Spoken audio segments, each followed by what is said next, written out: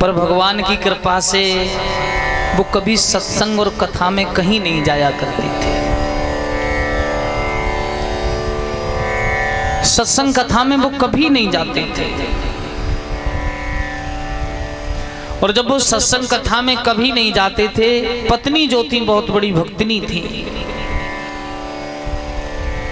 तो कभी कभी किसी परिवार में होता है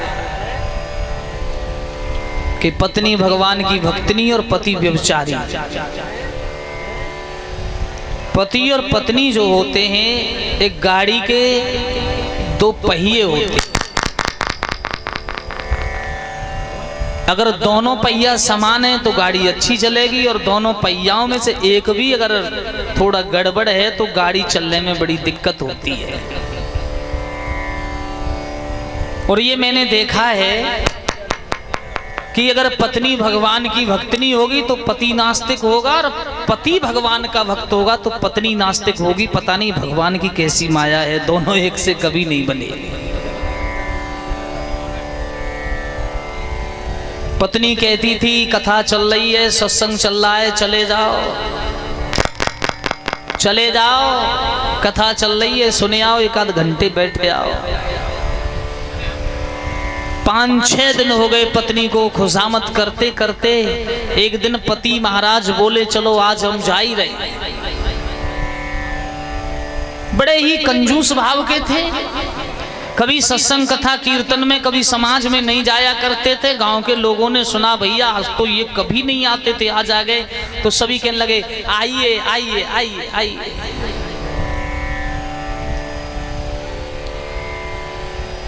अच्छी सी जगह देखी, बैठ गए। आइए बैठिए बैठिए। बैठ गए महाराज। थोड़ी बहुत देर कथा सुनी, और थोड़ी बहुत देर कथा सुन के बस उन्हें निंदिया आ गई। उन्हें यही नहीं पता कथा कहाँ चल रही है, आराम से सोते रहे। कथा संपन्न हुई, और कथा संपन्न हुए के बाद बोले भैया चलो, बे उठे, आंख खुली, बोली कथा संपन्न। तो और भक्तगण बोले हाँ प्रसाद भी हो गया, कथा संपन्न हो गई। उठ के जब चले तो कुछ लोग बोले चल रहे। उन्होंने वही 3 शब्द याद कर ले, आइए बैठिए और चल रहे। घर पहुंचे, पत्नी बोली कथा में कैसा आज का प्रश्न रहा? बोले वाह वाह वाह क्या कथा थी, कथा में तो बड़ा आनंद आया। पत्नी बोली आनंद आया? बहुत आनंद आया, बहुत अच्छी कथा रही, बहुत अच्छा प्रसंग था। कुछ सीखा?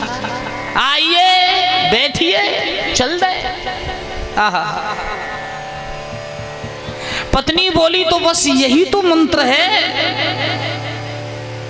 पत्नी सोचने लगी अगर इससे ये कहा कि ये मंत्र नहीं तो ये बिल्कुल भक्ति को छेड़ कर देगा, छोड़ देगा। बोले यही तो मंत्र है। क्या? ये तो बहुत जल्दी याद हो गया। बोले यही तो मंत्र है। अब उन्होंने उसे मंत्र बना लिया। जब समय मिलता है तब आइए बैठिए चल दिए, आइए बैठिए चल दिए। तीसरो दिन भयो, नींद भी नहीं आ रही। एक चोर ने कहा देखो लाला के घर में बड़ो धन है। चोर दरवाजे पे आयो, थोड़ो एक पैर अंदर रखो। सेठ जी की आंख खुल रही, सोचने लगे भजन ही कर लें, तो पहलो शब्द बोलो आइए आइए आइए। चोर सोचने लगो यानी हमें देख लो। लौट के चलो, लाला ने करवट दूसरी तरफ को लगो, बैठिए बैठिए बैठिए। चोर सोचो लौटवे में फायदा है, पहचान लिए इसने। चोर वापस भयो, जाइए जाइए जाइए जाइए। दूसरे यहाँ से जो धन चुरा के लाया था, सोचने लगा अब इसी कैसे भी मना लूं, नहीं तो सवेरे हमारे नाम से बस FIR दर्ज होगी। तो दोनों हाथ जोड़े, जेब में हाथ डालो और जो भी धन चुरा के दूसरी जगह से लाया सब सेठ जी के आगे डाल दिए। बोले बात यहीं रहने दो, आगे मत बढ़ाओ। बोले बैठिए बैठिए बैठिए। बोले बस यहीं रहने दो, आगे बढ़ाओ मत। और दूसरी जेब में हाथ डाला, जो भी कुछ वो भी निकाल के डाल दिया। बोले यहीं रहने दो। अरे बोले बैठिए बैठिए। और चोर सब धन फेंक करके वहां से भाग गया। पत्नी बोली किस बात का झगड़ा चल रहा है? कहने लगा तेरा मंत्र बहुत जल्दी सिद्ध हो गया। इतनी जल्दी तो कोई मंत्र सिद्ध ही नहीं हुआ, तीसरे ही दिन धन की वर्षा। वारे वाह प्रभु की कथा, वारे वाह प्रभु की कथा।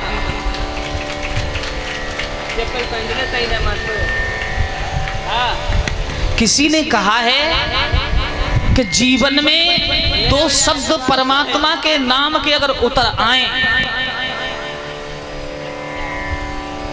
तो हमारे और आपको भाग्य को दो शब्द ही चमका सकते हैं। पर हमारा देह, हमारा मन, हमारा तन, हमारी मन बुद्धि चित्त उस परमात्मा के दो नाम की ओर लग जाए तब। तो इसलिए हमें अपने जीवन में ना जाने कौन से शब्द कहां अपने जीवन में काम आ जाएं, हमें हर अच्छे शब्द को अपने जीवन में उतारना चाहिए। शब्द की कोई कीमत नहीं होती है, शब्द की कोई कीमत नहीं होती। एक मूर्तिकारक मूर्ति बना रहा था बाजार में, उसने तो बहुत अच्छी मूर्ति बनाई।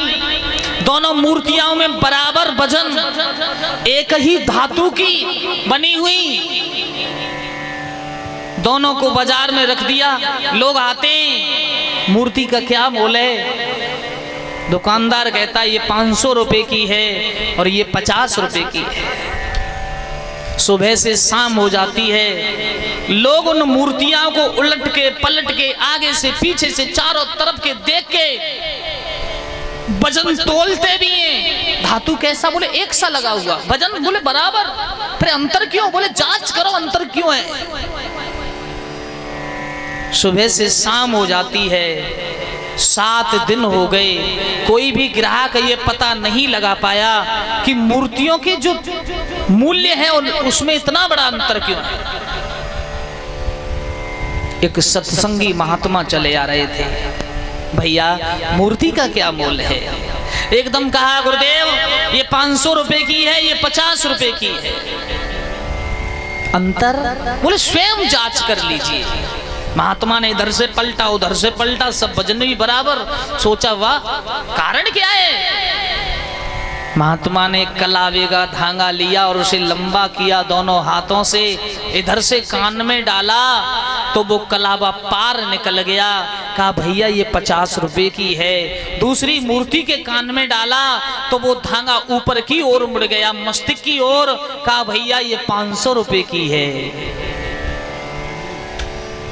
जिस बात को हमने सुन के अपने जीवन में उतार लिया उसकी कोई कीमत नहीं है, अनमोल है। और जिस बात को हमने सुन करके इधर से और इधर निकाल दिया उसकी तो तुच्छ कीमत है, उसकी कोई कीमत नहीं है। हमें अपने जीवन में अच्छी बात को सुन करके उसे अपने जीवन में उतारना चाहिए। कथा का प्रसंग कौन सी जगह चल रहा था? पूतना का वध किया प्रभु ने। कंस और ज्यादा भयभीत होने लगा। 7वें दिन पूतना को मारा और वसुदेव ने अपने कुल पुरोहित से कहा,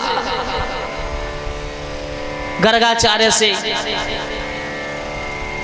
बलराम का तो नामकरण भी नहीं हुआ है, कोई बात नहीं, बलराम हमारा पुत्र है, पर ध्यान रखना चुपके से जाओ, मेरे लाला को नामकरण करके आओ, पर यशोदा को ये पता ना चल जाए कि ये लाला वसुदेव को है।